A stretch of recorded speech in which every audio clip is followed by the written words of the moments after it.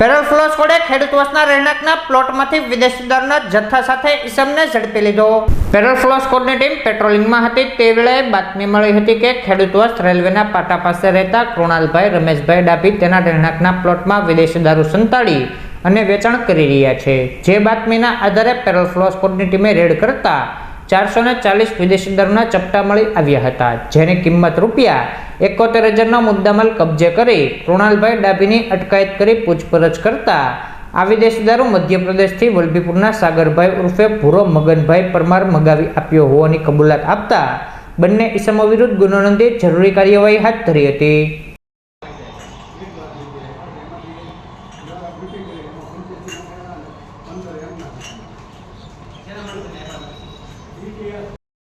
હાલા સાહેબ